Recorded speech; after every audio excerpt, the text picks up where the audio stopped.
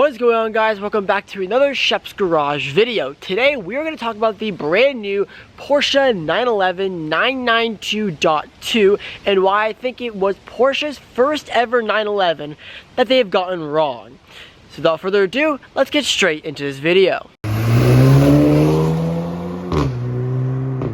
First, if you're new to the channel and it's the first time seeing my face on your screen, don't forget to please click the subscribe button down below for more awesome car content, automotive content on YouTube. I'm trying to become a full-time YouTuber, and I cannot do without your guys' support. You guys have been crushing the support lately, and I can't be grateful to say thank you so much.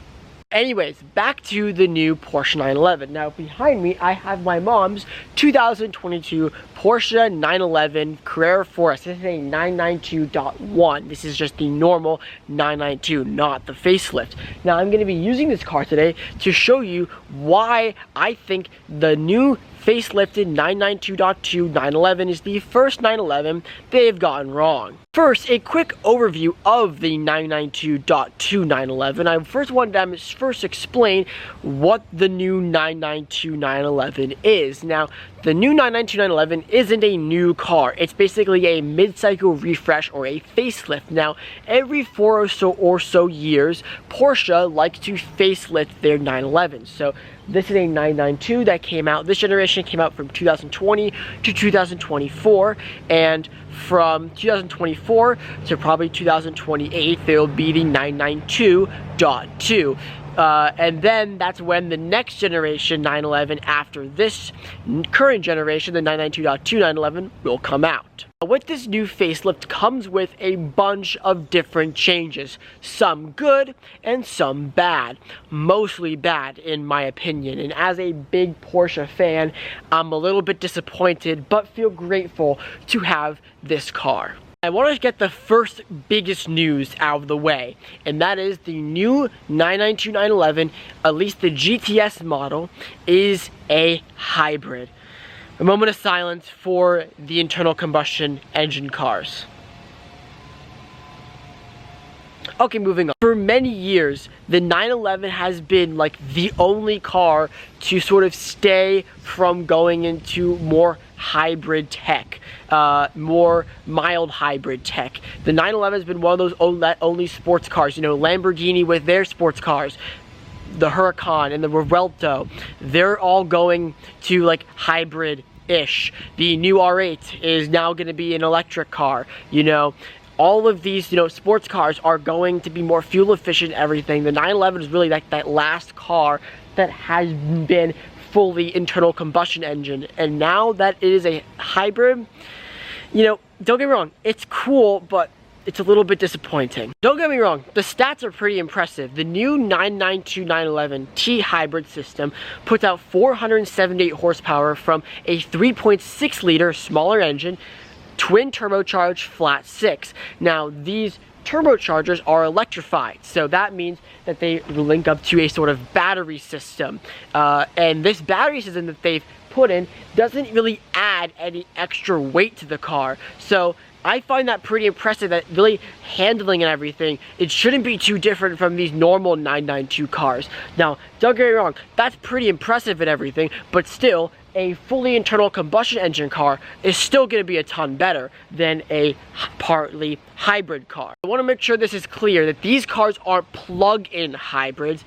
They are hybrids in a way where there is a small electric motor, a battery, and, well, you can probably drive the car at lower speeds in fully electrification mode, and then you can also drive it in gas mode too. So that's really sort of the big difference here. It's not a plug-in hybrid, at least I don't think. Now, because that Porsche moved to the new T hybrid system, which once again is pretty impressive, they've also taken one of the big things that the 911 was known for, one of the last sports cars to be equipped with this. Let's walk in here. This thing in here, the manual transmission. The new 992.2 911 will not come with a manual, at least for the 2025 model year, will not come with a manual.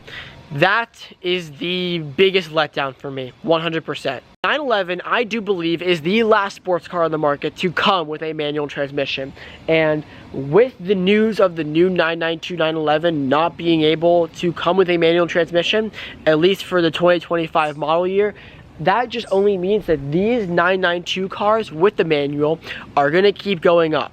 This is what I think is Porsche's biggest mistake. They're really losing a lot of the clientele that people buy these cars, and people don't buy these cars for the speed and top speed and handling and everything. They buy them because it is a driver's car.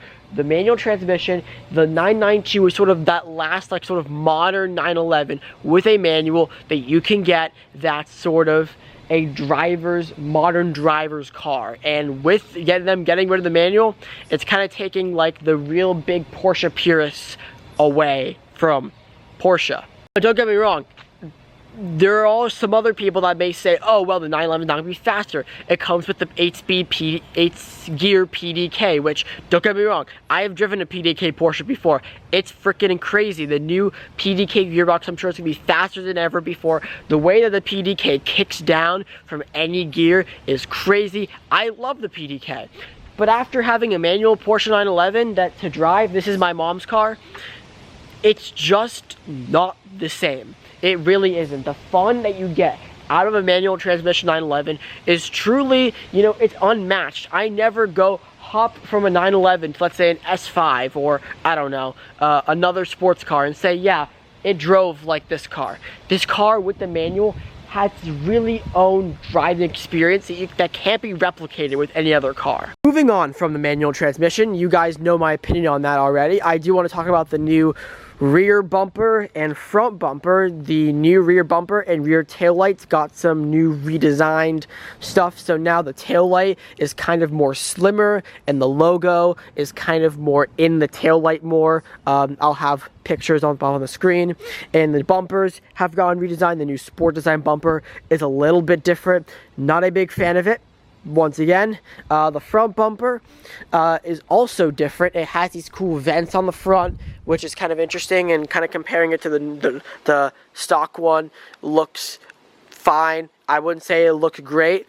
I prefer this one a lot better. This looks more 911 to me, in my opinion, as well as brand new headlights. I also like these headlights. They look more normal, and I love the running light with the 4 little lines in the light if you get the matrix lights, which these are.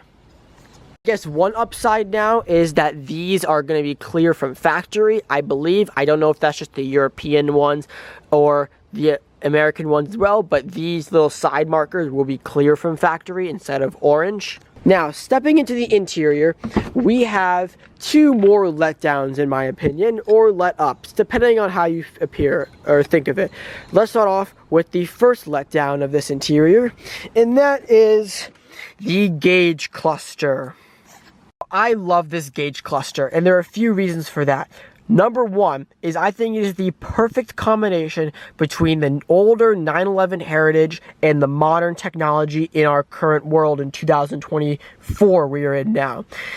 Porsche did such a good job on sort of keeping the heritage of the 911 from when it first came out back in the 60s to the modern tech in this car, and I do love it. I love like the sloped dashboard up here. Looks very retro, the old retro 911 text right here, but the dashboard they did an amazing job on. I currently have the ignition on, so that's why all the lights are on, but as you can see, I love this gauge cluster. On this side, you can control basically any sort of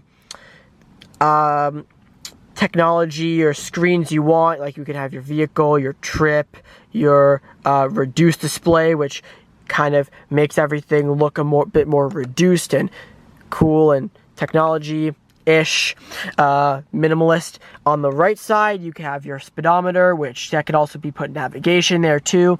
It's a really, really cool display. And if you notice, both these sides are digital, and in the middle, there's still a normal tachometer, which is super cool. I love the look of the actual dial. However, Porsche had different ideas and decided to make the full thing an entire gauge cluster screen, which just shows where technology is going. At least I still prefer this display much better. I love the normal tachometer just straight in the center, and they did this to solve a problem. Basically, if you are currently driving like this, or if the steering wheel is straight, this screen here and this screen here are always blocked by the steering wheel. So they did this to sort of solve this issue so you don't have to look. But I'm usually never bothered by this anyway, so I guess maybe it's because I'm short. I'm not too sure, but I was never bothered by this. The final letdown for me about this interior is the switch to start the car. Now, over down here is how you start the car. Now, for years, Porsche has always had their ignition switch on the left side. It's always been a turnkey system. Now, when cars started to go to push to start and keyless entry and everything, Porsche had the way they worked around that factor to keep their heritage from Le Mans, that's why it's on the left side, is to put a dummy key there. So if you had a car with keyless entry, this car does, this is like a dummy key. It's like a switch that you turn and you can start the car. Now, Porsche, in their newest 911, they got rid of this, and that really irritates me, because this is one of the more satisfying things about a 911 is, you know, when you get ready to turn the car on, you still turn a key in a way, and it's super satisfying to flip this switch and the car roaring to life. And well, we won't get that anymore because the new 911 has a button to turn on the car. So a little bit disappointed there with that, and yeah, that's all I got.